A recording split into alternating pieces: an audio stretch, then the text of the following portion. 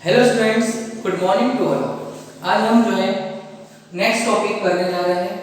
आपका next topic है अभिक्रिया की कोटि, ठीक है, और अभिक्रिया की आणविकता। ये दो टॉपिक हमको आज करना है। तो हम पहले बात करते हैं अभिक्रिया की कोटि। तो अभिक्रिया की कोटि क्या होती है, ठीक है, इसको किस प्रकार से हम चेक आउट कर सकते हैं। अभिक्रिया की कोटि जो है इस चैप्टर की सबसे इम्पोर्टेंट पार्ट होता है और कंटिन्यू लगातार इस पर एक क्वेश्चन बनकर आता है। अभिक्रिया की कोटि पर हमें लगातार क्वेश्चन आते रहते हैं। तो अभिक्रिया की कोटि इम्पोर्टेंट टॉपिक है और इस चैप्टर की क्या बोल सकते हैं वो सबसे मोस्ट इम्पोर्टेंट पार्ट है। तो अभिक्रिया की कोटि होती क्या है, इसे किस प्रकार से व्यक्त करते हैं, तो हम कह सकते हैं, हमने आपकी डेफिनेशन लिखा है कि दर नियम में व्यक्त क्रिया कारकों की सांद्रता। अब जो है दर नियम जो 11वीं क्लास में था, ठीक है, लॉ ऑफ मास एक्शन, दर नियम बोलते हैं इसको।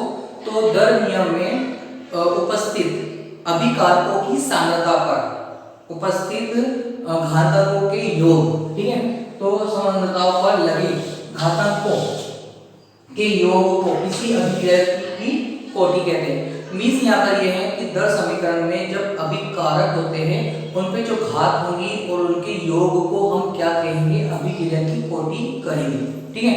तो दर नियम क्या होता है, तो दर नियम कह सकते हैं अपन, ये है आपका दर नियम, ये आपका क्या है, दर नियम है, ठीक है।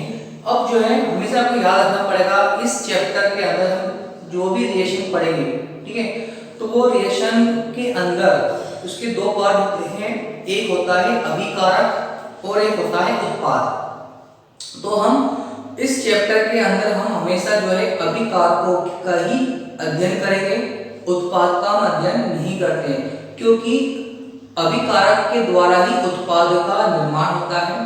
तो अभिकारक की जो दर होगी वो सही रहेगी तो उत्पाद भी सही बनेगा। अभिकारक को हमको चेक करना पड़ता है, उत्पाद को हमको चेक नहीं करना पड़ता है।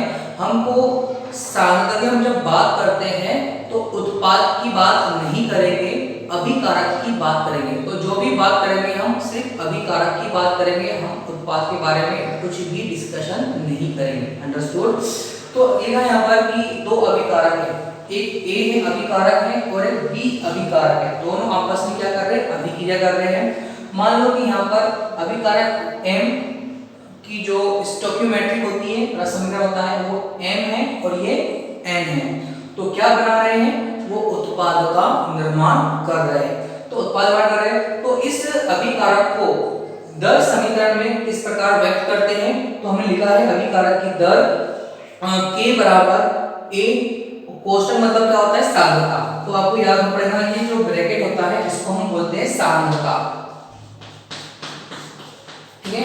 तो अभिकारक की सांद्रता में उपस्थित घात है ना, अभिकारक की सांद्रता, ये अभिकारक है, इसकी सांद्रता में लगे घात के योग है ना। तो अभिकारक बी की सांद्रता उस पर लगे घात के योग को क्या कहते हैं, अभिक्रिया की कोटि कहते हैं। तो अभिक्रिया की कोटि जो होती है वो शून्य कोटि, शून्य भी हो सकती है, तो लिख सकते हैं यहाँ पर अभिक्रिया कोटि जो है शून्य हो सकती है, ठीक है, 1 हो सकती है, 2 3, ठीक है, और या तो फ्रैक्शनल मतलब जो है दशमलव में भी आती है,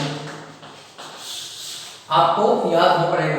एग्जांपल ये अपन यहाँ पर N2 + 3H2 बनाया, क्या अमोनिया बनाया है। तो अमोनिया जो है ये जो है दोनों सांद्रता पर निर्भर नहीं कर रहे हैं, ये अभिक्रिया जो है सांद्रता पर निर्भर नहीं है।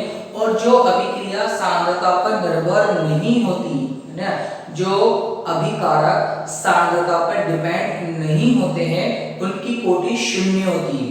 एक बार फिर से रिपीट करता हूं मैं कि ऐसे अभिकारक जो सांद्रता पर डिपेंड नहीं होते हैं उन्हें हम क्या कहते हैं, प्रथम शून्य कोटि की अभिक्रिया कहते हैं। और H2O2 यहाँ पर जो है एक मतलब एक मॉलिक्यूल्स ने पार्टिसिपेट किया, तो इसकी जो है कोटि 1 रहेगी।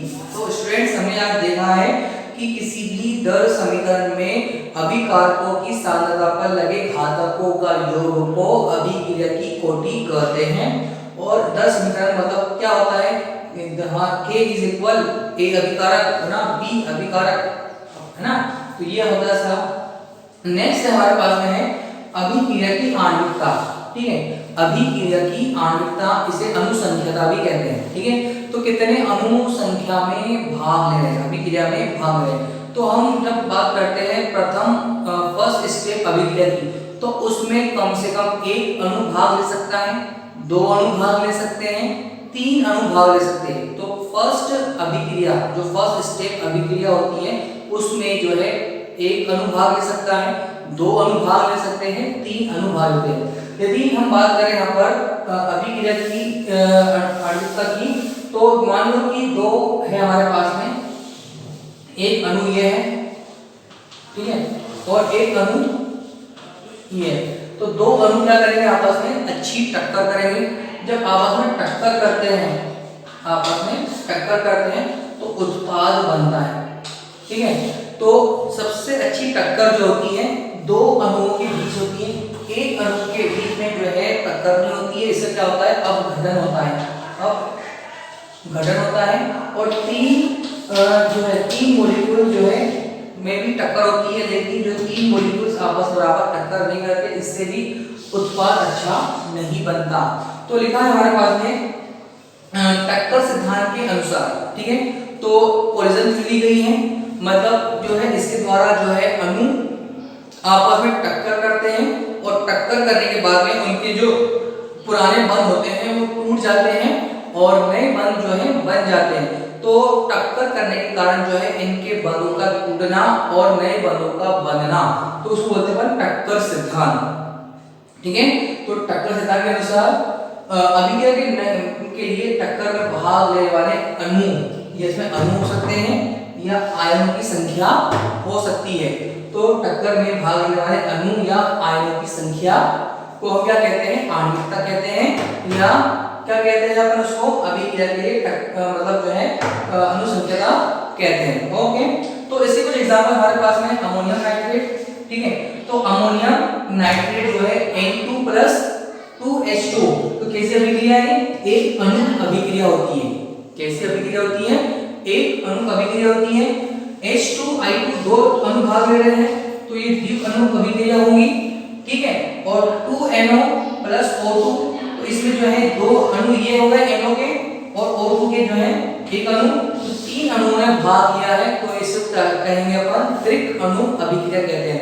तो हमेशा याद रखना कि जो आणविकता होती है वो एक हो सकती है, दो हो सकती है, तीन हो सकती है, ठीक है, इसके अनुसार, ठीक है। लेकिन अभिक्रिया की कोटि जो है शून्य हो सकती है, या 1 हो सकती है, 2 हो सकती है, 3, 4, ठीक है, या दशमलव में आ सकती है। तो आज हमने जो है स्टडी किया था अभिक्रिया की कोटि और आणविकता, अभिक्रिया की आणविकता दोनों की हमने स्टडी किया है। तो इसमें से जो है अभिक्रिया की कोटि बहुत ज्यादा इंपॉर्टेंट है, और ये क्वेश्चन भी एग्जाम में आ चुका है। आई होप आपको ये समझ में आया होगा। Okay, thank you.